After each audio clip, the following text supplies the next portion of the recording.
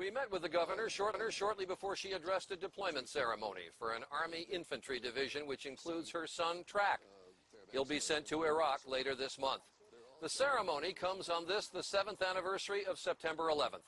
We're going to have further conversations with Governor Palin tonight and tomorrow that will be on this broadcast tomorrow. But on this day, when national security is on everyone's mind, we wanted to talk about her view of the world. Governor, let me start by asking you a question that I asked John McCain about you. And it is really the central question. Can you look the country in the eye and say, I have the experience and I have the ability to be not just vice president, but perhaps president of the United States of America? I do, Charlie. And on January 20th, when John McCain and I are sworn in, if we are so privileged to be elected to serve this country, we'll be ready. I'm ready. When McCain asked you to take the number 2 spot on the ticket, for a moment, did you think no?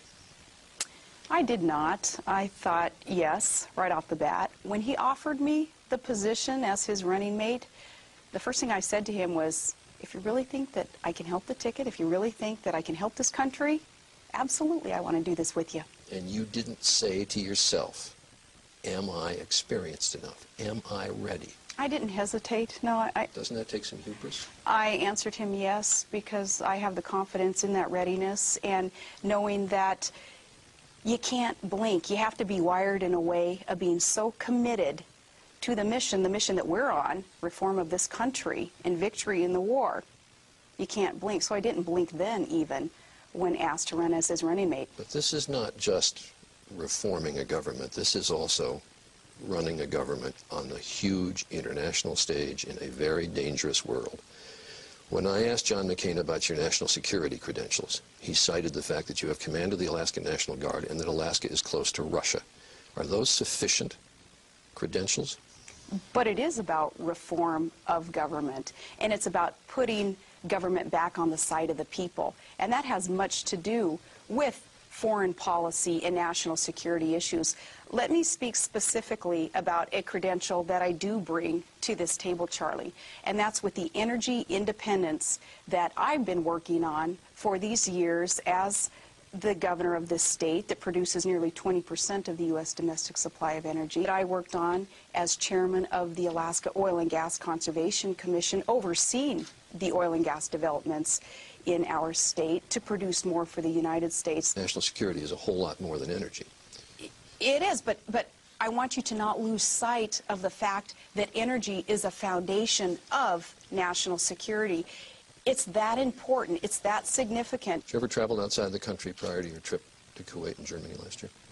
Canada, Mexico, and then, yeah, that trip that was a trip of a lifetime to visit our troops in Kuwait and stop and visit our injured soldiers in Germany. That was a trip of a lifetime, and it changed my life. Have you ever met a foreign head of state? I have not, and I think if you go back in history and if you ask that question of many vice presidents, they may have the same answer that I just gave you. But Charlie, again, we got to remember what the desire is in this nation at this time. It is for no more politics as usual and somebody's big fat resume maybe that shows decades and decades in that Washington establishment where, yeah, they've had opportunity to meet heads of state. Let me ask you about some specific national security situations. Sure. Let's start, because we are near Russia, let's start with Russia and Georgia. The administration has said we've got to maintain the territorial integrity of Georgia. Do you believe the United States should try to restore Georgian sovereignty over South Ossetia and Abkhazia? First off, we're going to continue good relations with Saakashvili there. I was able to speak with him the other day and giving him my commitment as John McCain's running mate that we will be committed to Georgia. And we've got to keep an eye on Russia. For Russia to have exerted such pressure in terms of invading a smaller democratic country unprovoked is unacceptable, and we have to keep... You believe unprovoked? I do believe unprovoked, and we have got to keep our eyes on Russia under the leadership there. What insight into Russian actions, particularly in the last couple of weeks, does the proximity of the state give you? They're our next door neighbors, and you can actually see Russia from land here in Alaska. Favor putting Georgia and Ukraine into NATO? Ukraine, definitely, yes. Yes, and Georgia. Putin thinks otherwise. Obviously, he thinks otherwise. And under the NATO treaty, wouldn't we then have to go to war if Russia went into Georgia? Perhaps so. I mean, that is the agreement when you are a NATO ally, is if another country is attacked, you're going to be expected to be called upon and help. Let me turn to Iran. Do you consider a nuclear Iran to be an existential threat to Israel? I believe that under the leadership of Ahmadinejad, nuclear weapons in the hands of his government are extremely dangerous to everyone on this globe, yes. So what should we do about a nuclear Iran? We have got to make sure that these weapons of mass destruction, that nuclear weapons, are not given to those hands of Ahmadinejad. Not that he would use them, but that he would allow terrorists to be able to use them. So we have got to put the pressure on Iran. What if Israel decided it felt threatened and needed to take out the Iranian nuclear facilities? Well, first, we are friends of Israel, and I don't think that we should second-guess the measures that Israel has to take to defend themselves and for their security. So if we wouldn't second-guess it and they decided they needed to do it because Iran was an existential threat, we would be cooperative or agree with that? I don't think we can second-guess what Israel has to do to secure its nation. So if it felt necessary, if it felt the need to defend itself by taking out Iranian nuclear facilities, that would be all right? We cannot second-guess the steps that Israel has to take to defend itself. We talk on the anniversary of 9/11. Why do you think those hijackers attacked? Why did they want to hurt us?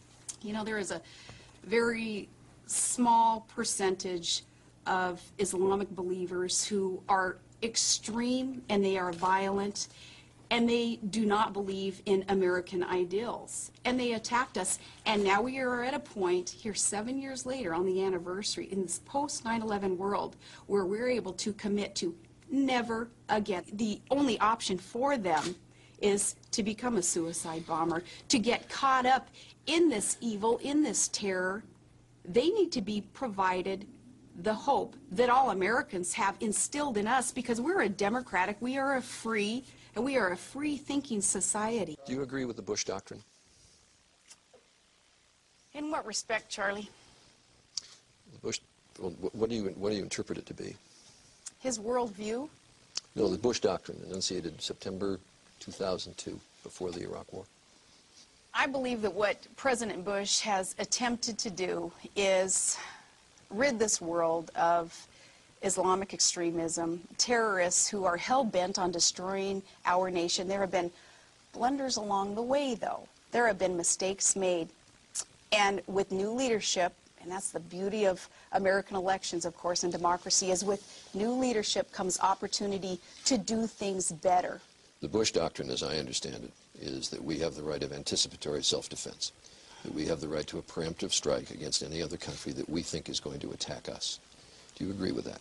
Charlie, if there is legitimate and enough intelligence that tells us that a strike is imminent against American people, we have every right to defend our country. Do we have the right to be making cross-border attacks into Pakistan from Afghanistan, with or without the approval of the Pakistani government? As for our right to invade, we're going to work with these countries, building new relationships, working with existing allies, but forging new also, in order to, Charlie, get to a point in this world where war is not going to be a first option. In fact, war has got to be, and military strike, a last option. But Governor, I'm asking, do we have the right, in your mind, to go across the border with or without the approval of the Pakistani government? In order to stop Islamic extremists, those terrorists who would seek to destroy America and our allies, we must do whatever it takes, and we must not blink, Charlie, in making those tough decisions of where we go and even